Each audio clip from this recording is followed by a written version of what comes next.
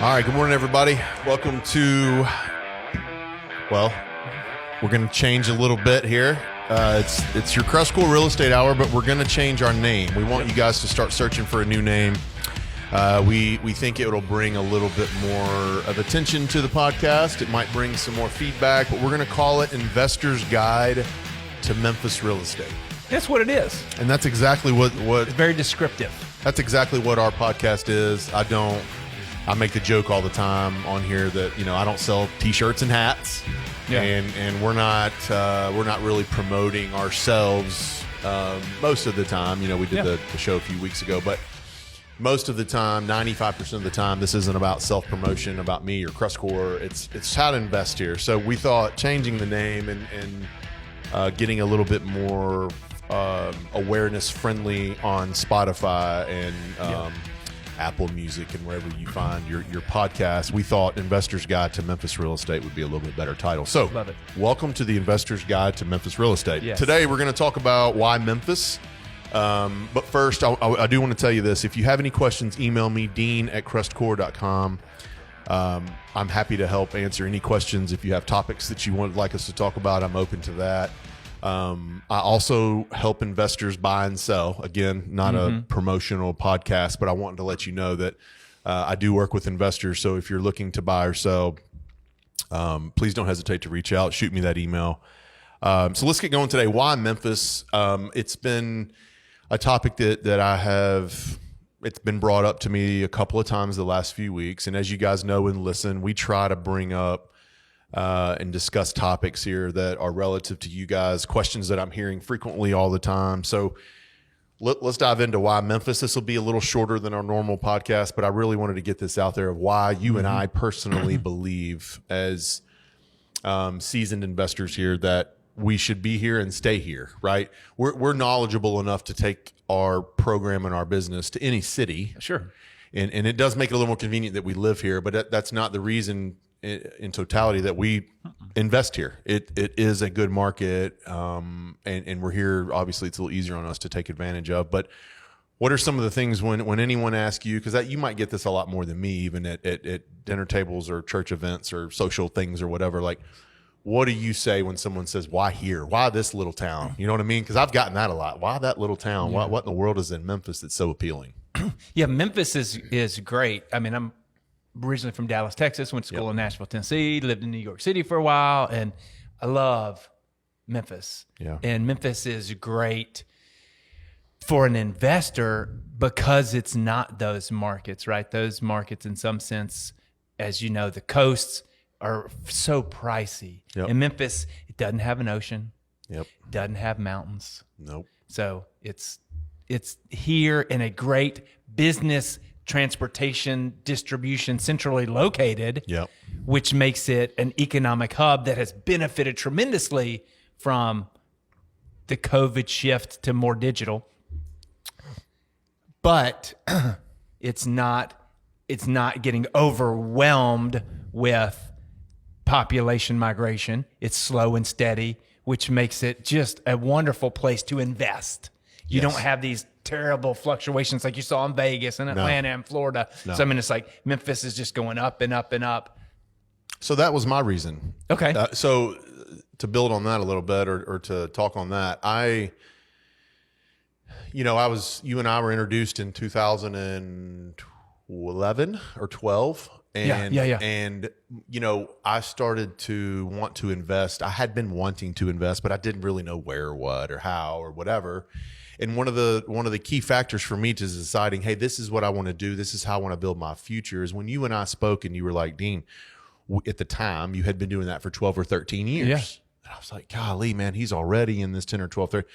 And the rents had stayed the same-ish, $25, $50, $25, $50, kind of up and down, right, through good markets, bad markets. And what really made me excited and really eager to do it was it rose during the crash. Oh, man. It got better. I've been around since 2001. I went through the low part. I mean, I was selling new construction and general real estate, and there was nothing to sell. 2008, 2009, 2010, it started to come back a little bit.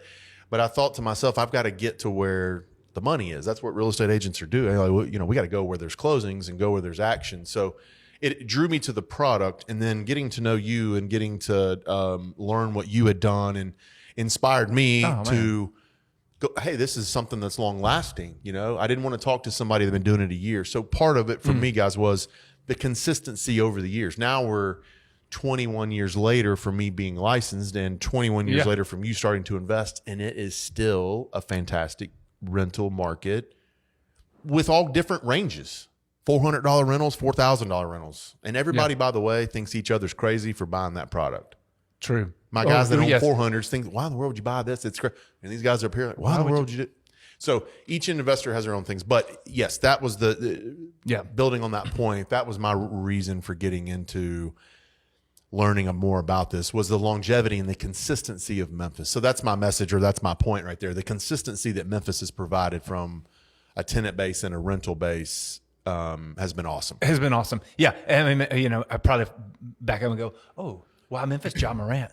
Yeah. Well, now it's John Morant. You got to get here and see that that is a spectacular, entertaining. And that's what people are going to remember, right? He's going to be here forever. And so everybody's excited about that. But that's kind of tongue. It used to be Elvis, used to have the barbecue and all these other reasons why Memphis. But hey, when you want to boil it down to the mechanics and kind of the economics of it, it's a great market to invest. And what I've always found so humorous and you kind of get a kick out of is, I mean, it's been at least 15 years. People are like, oh, Memphis is on fire. Memphis is the hot market. You don't want to go there. Is it oversaturated? It's oversaturated. It's picked over.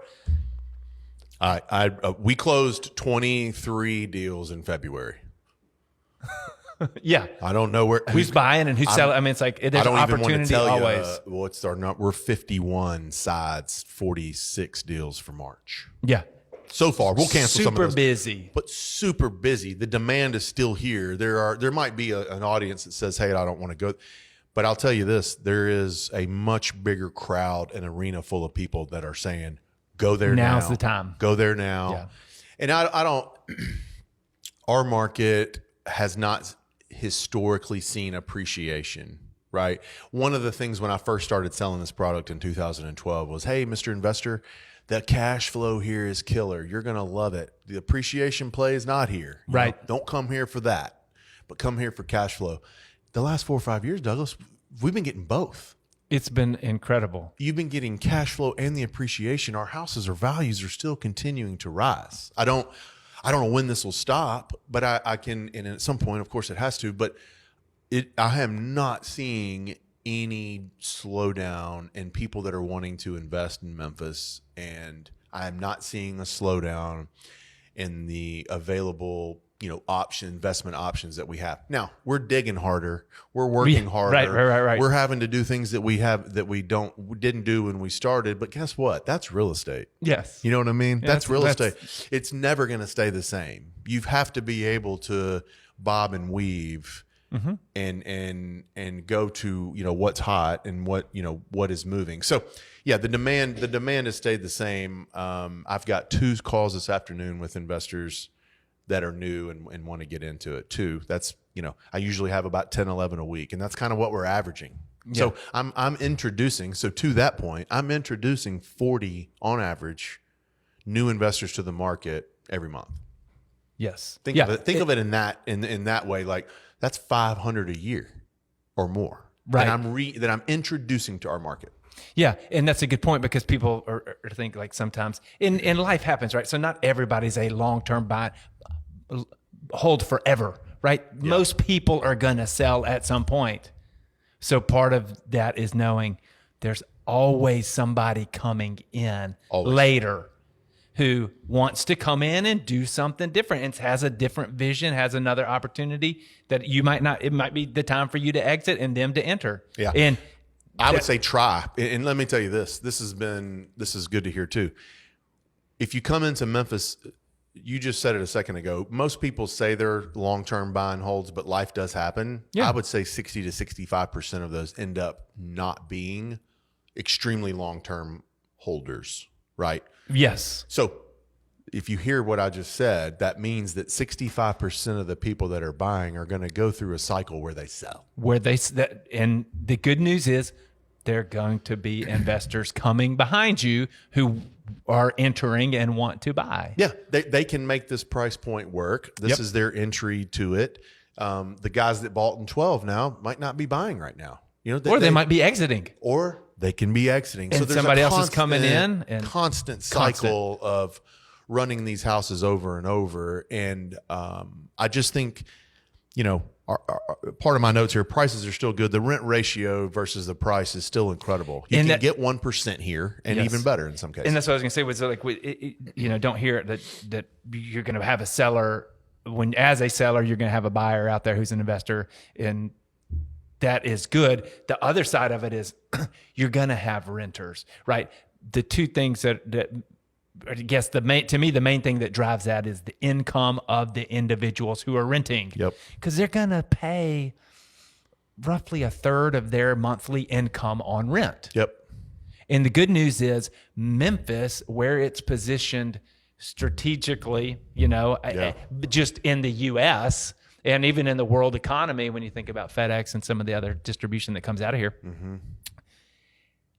we've had a tailwind through COVID in Memphis because of the transportation that happens and distribution that happens here, and because there's so many warehouses, Amazon, Nike, all these retail type of companies that have to distribute goods to different places, either online or to warehouse stores, and they have distribution centers and such.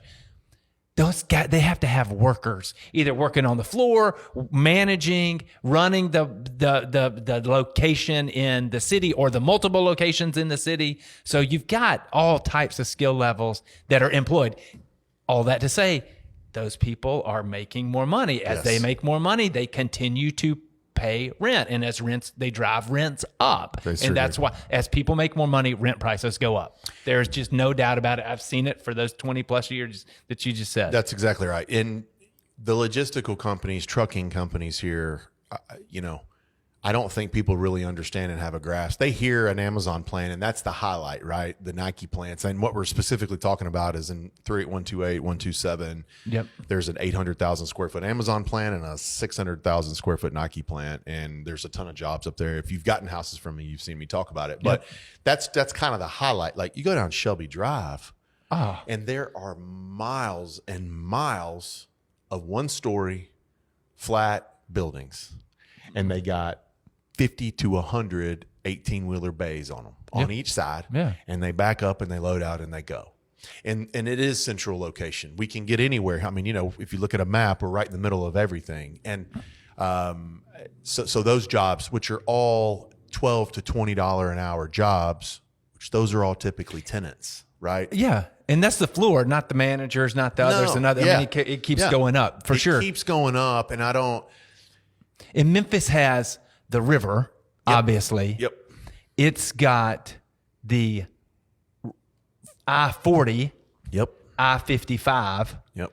And the little I-69 that comes through, 22 that goes to Birmingham. So there's a lot of good infrastructure for roads. So you got the river, you got the roads. Well, you also got the rails. You've got 5 of the big train companies that have major change stations, yards, huge. BNSF has a huge one right there on Lamar every day. Huge. I mean, my son got his Boy Scout railroading badge out at BNSF. Did he really? It's huge. Yes, we had a blast. They don't watching, and I mean, it's amazing. Those the big containers, lift those containers and move them. And so the intermodal, and that's just one. I mean, there are 5 of them. There's one in right across the river in Arkansas. Yeah. So the river, the roads, the rails, and then the runways. What people don't realize with FedEx is like this is the second biggest cargo airport in the world behind Hong Kong because of FedEx. Because of FedEx. And they own that airport at night. It's like Memphis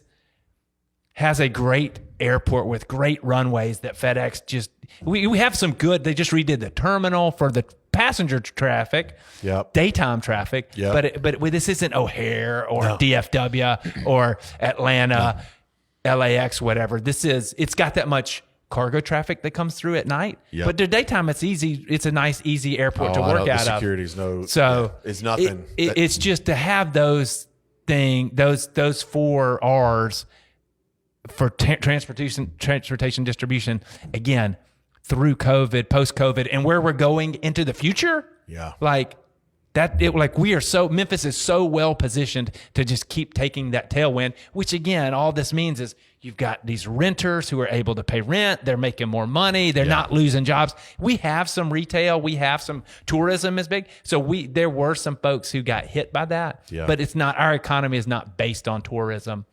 It's a nice benefit, kind of icing on the cake once things are kind of back in business. The Grizz are doing great. The Memphis Tigers are doing well. Yep. So those kind of things bring people here. Bring the attractions here. A funny fact about FedEx, and we're no FedEx honks, but it does drive our job force here, our workforce here. But if you deliver a pack, just to give you a grasp on how much activity at our airport at night there is, if you mail a package and you're east of the Mississippi, it comes to Memphis. Yes. If you're in Miami and you mail something to Orlando via FedEx, it comes to Memphis and then Orlando. Anything the hub and spoke. I mean, that's exactly Fred right. Smith is the founder. It was his brilliant idea. Right. And then west, it's through Denver. So the same thing is through Denver. But the air, I can sit at my house where I live and watch them line up and taxi in. Right. Yeah. I can look up in the air on a clear night, and you can see every so often there's planes, and they come in a big U, and they just land. So that has nothing to do with real estate, but the point about that is that's the magnitude of our airport at night. There's overnight jobs and tug drivers. And sometimes people think that, Memphis is just a renter market. It's like those pilots make big money. Yeah. And the executives at FedEx make huge money. And all of the other transportation related companies, there's medical device companies. I was just about to ask you to go through some of these. So anyway, all that, so there's medical device companies that are here, like Smith & Nephew and Medtronic, Wright Medical, others. There's the St. Jude Children's Research Hospital. People don't really realize that that's here, that Danny Thomas put it here. Tons of jobs. Tons of smart world leaders in education and research on the medical field. Yes. And then the University of Tennessee Medical School is here. In Midtown. Right by St. Jude and all this. You've got AutoZone, you got International Paper. There are lots of other big publicly traded companies that are here, as well as regional companies that are here, like we talked about, Amazon and Nike and First Horizon Bank getting bought by TD Bank. So lots of big companies that have a big presence here. All that to say is there are also a lot of middle managers and executives that drive this economy that people don't recognize. They just think Memphis is a renter town. It's like, no, there's a lot of good stuff. Then there's a reason the Grizzlies are here and doing well. Because we're a small market. We're a small market. market. For us to have that basketball team here, like this takes us to another stratosphere. It takes us to another level of a city. I mean, it does. And we can support it, right? They've been here 25 years. We can support it now that they've been here that long. because there's so much more that people see. They just kind of glance over Memphis for some reasons, but it's like, no, there's a lot here. And you and I know that, and all your investors have benefited from that over the past 20 years. Big time. One of the things I want to speak on today is that I get a lot of is asking about COVID and asking about what happened and what's going on. To me, this is one of the best and biggest points that we're going to make during this 25-minute podcast. And you said it, so I want to kind of give you. We surged. We surged. COVID. We were. 2 years ago, almost to the day, right? We were like. It was around March 12th, 13th, 14th, 15th, 16th. And Monday the 16th, we were all back in the office, and we were like, okay, what's going to happen? We were like, thankfully it's the 16th, and most people have paid rent. Yeah, for March. I remember having that conversation. We were like gripping, like, why does my shirt going? What's going to happen in April? Yeah. In middle of April, we're like, gosh, everybody paid. But what's going to happen in May? Where everybody's watching the news, How long national did we do that? headlines. We did that 6 months. Probably till the end of the summer. Because remember, there was a moratorium and there was stimulus and other things that were helping people. And we're like, oh, when that runs out, what's going to happen? What's going to happen?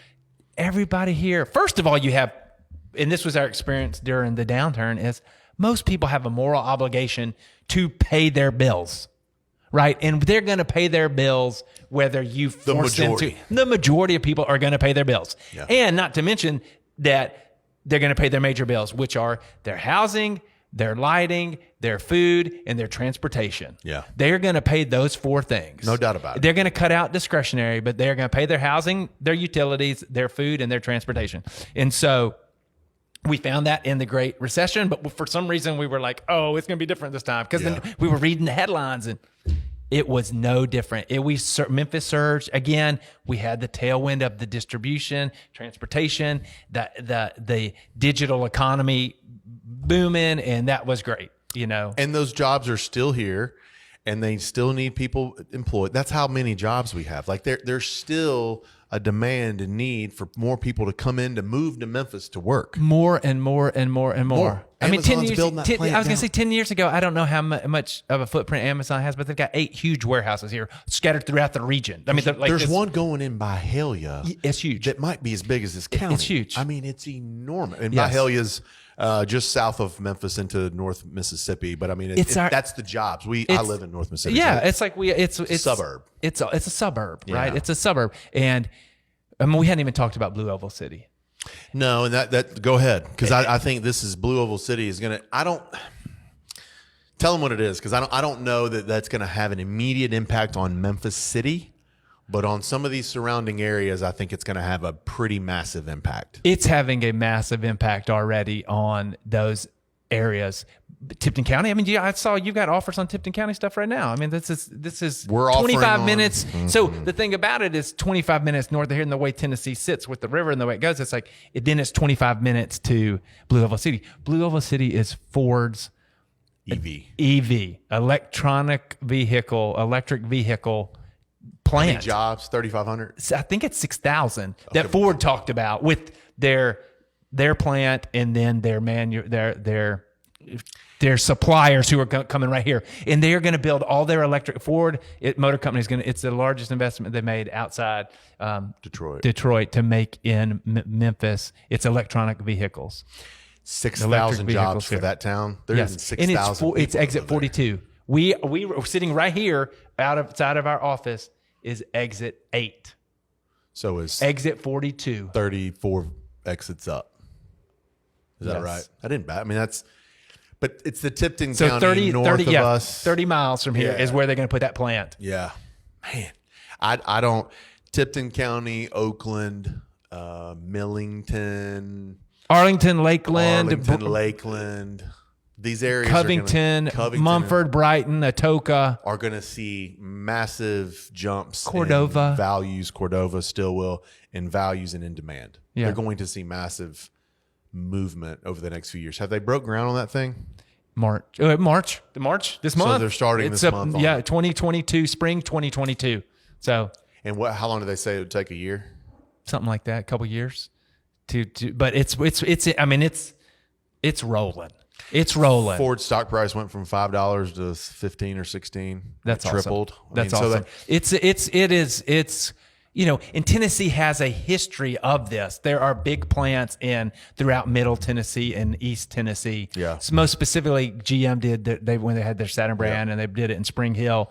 It's south of Nashville, and everybody knows what's happening in Nashville. I mean, it's city. So we're not saying this is going to transform Memphis. We're just saying this is another reason why Memphis is in some ways under the radar. Other ways, it's people know it. Yeah. But it's got such a great tailwind that and momentum going. And another thing about Memphis, Shelby County specifically, which is kind of the hub of the region. Yep. Is we've got a really strong working relationship in public service, in government. Yeah. And they work really well together. We've got good leadership. We don't have corruption. Yeah. We don't have crime and crooks that are politicians in Memphis. Yeah. We really do have public servants who want the best for the citizens and the community. And we're reaping a reward for that. Yeah, I agree. I agree. I think there was a time and day where people didn't trust the government here, but I do think it's shifted. We've got some responsible people in the leadership positions in Memphis, which, we're talking about this Ford plant, and that's all great news and all that, and it'll have that impact. But think about like, the aftermath of that. Like, don't you know that there's going to be other Fortune 500 companies that are like this, that are going to look at that when that's going to be a success, because it will be. Amazon's here, they're here. Like, oh no, like we need to get to that area. 10 years down the road from now, like how much different, and we'll kind of close up with this, how much different is our market right now than it was in 2012 when I started with you guys? When like, think about the difference and how much it's changed in 10 short years. 10 years. And the demand then was like, you got to go to Memphis. It's still here. I still hear you got to go to Memphis. You got to go to Memphis. It's all over Bigger Pockets. It's all over everywhere. Memphis is still a destination place to invest. That was 10 years ago. Why in the world, or what do you see? Like everything we've laid out here today, what gives you the idea or an argument to say that in 10 years we're going to be worse? No. Golly, I think the multiplier effect will double. I mean, from 12 to 22 year to 22 to 32, what do you think this is going to look like in 32? Yeah. That's a great way to look at it, because it's the same with 02 and the same with thing. 92. That's the same thing. Like, so the jump from, and I can only attest to the 2001 market. I mean, that's really when I started to pay attention, but I can really only tell you from 2012, because that's when I started to sell this product. But I can tell you this, from 2002, from 2012 to 2022, massive growth and difference. Yes. Massive. And I don't see anything. All we're talking about here today, all we gave you was all these companies that are coming in here and doing huge things with employees. What's that going to look like in 10 years? You think Amazon's going to stop building places here? No. And one thing that there's certain things, there are a lot of, Memphis is a magnet, not only for the companies and for those things, but it's a lot. It also, there are young people that move here. There are lots of programs that attract young people here. We've mentioned like the med school and other schools, but like the University of Mississippi, Ole Miss, it's an hour away. This is the closest big city. You get a ton of folks who go to Ole Miss and end up in, so a lot of college educated folks migrating here come here and work here and do things. Rhodes College, CBU, University of Memphis, it's just become a research college, a tier 1 research college.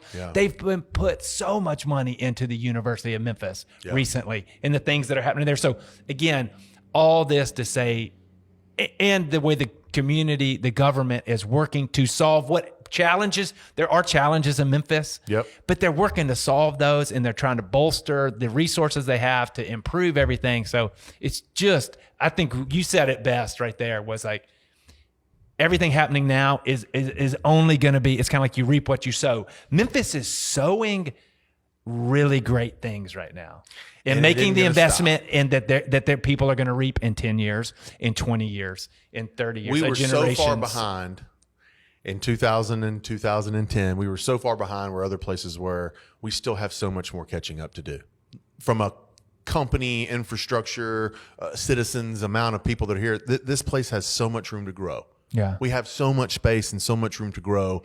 And because of where we're located, I don't see anything slowing down anytime soon. Is Amazon stock going down? No. Yeah. No. It's going up, and that means it's going to be more and more relevant, and there's going to be more and more jobs. There's going to be more and more warehouses needed. I mean, it's like, how do you think all this crap gets to you? Yeah, and you know good. And good. I mean, just thinking about you're right on that, and then thinking of kind of that COVID, like it's. As you think about the big cities where it's real compact, like Memphis has a few areas where there are some concentration of people, but a lot of Memphis is single family homes, so that people can spread out and work from home and not worry about what happens in a pandemic and we all have to scatter. Whereas certain areas, like everything's shut down and you have to show your vaccination card, and just because it's a lot of people. Whereas here, there's a lot of room and it's just. It's been a really, now there's some good things happening. It used to be called Union Row. They're calling it the Walk in Memphis. It's going to be the biggest mixed use development in the Southeast. Huge, awesome, great stuff happening. So I'm excited about the potential. I hope you guys see it today. We just wanted to give you, just some reasons why we're here and staying here. You and I don't invest outside of Memphis. I don't believe outside this immediate area. Airbnb A little in bit, yeah. Colorado, Here, but listen, I mean, this is the 95% of all of my investment is here in Memphis, and 100%. will be, and we'll stay Yes. here. And I look forward to the next 10 years. I mean, I assume we'll be doing this in 10 years, maybe not, but I mean, it would be great to look back on this year and say, hey man, look at the 10-year increments and what's happened. There is nothing in my mind, just to close, that leads me to think that we're slowing down. I just don't. I actually feel the opposite of what some investors might say, like, oh, the prices are higher. No, I actually don't think so. I actually think we were just at such a bottom low from a value and desirability standpoint 20 years ago. The things that people are seeing across the country have just now gotten here, and I still don't think the word's completely out. I mean, the indicator is all the new people, Douglas. 40-something new investors a week. Like, right. These guys are smart, by the way. You guys are smart. These aren't.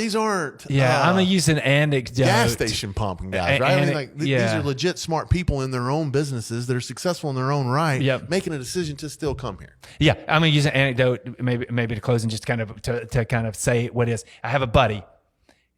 He's a loan originator for a national company that works with individual investors. Yeah. Generated $550 million last year. Had 600 in the pipeline. So this guy sees the market. He has done work for me personally. Yeah. Great stuff. Yeah. Good dude.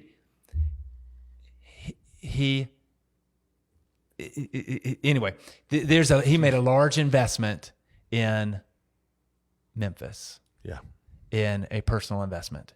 And he is, multi-million-dollar investment. And there are over 10 million. Yes. And he can't sing Memphis praises loud enough. He's in every market in the country, and all he's doing is singing praise about Memphis and how great it is and where it's going to be in 10 years. There's my thing. Where it's going to be. That's what he said. He's like, I came here and invested in this because I see where it's going to be. Yeah, so don't miss out. And read the tea leaves. Yeah, don't miss out. Get on the boat. That's a great way. Yeah, don't miss out. I mean, really, it's not too late. Not only not too late, I think there's just so much more growth coming with all of these companies and all of these things that we've named. Memphis just has so much upside. So much upside. LA don't have upside. It's just up. It's just cool. It's just LA. New York, it's just New York. You know what I mean? Or wherever. We have so much upside, value add. Yes. You guys have heard me say that a million times. Yeah. Thanks for your time today. Yeah, you too, man. Good. All right, guys. Thanks for tuning in today or listening. Be sure to email me if you have questions, dean@crestcore.com. I am an agent. I will help you buy or sell any investment property here in Memphis. So don't hesitate to reach out. Catch the podcast, Spotify, YouTube. If you want to look at our pretty faces, our radio faces, you can go to Facebook or YouTube where the videos are there. So tune in, ask us for any questions. We'll post it later here, and we appreciate you listening today. Yeah. All right. Thanks, guys.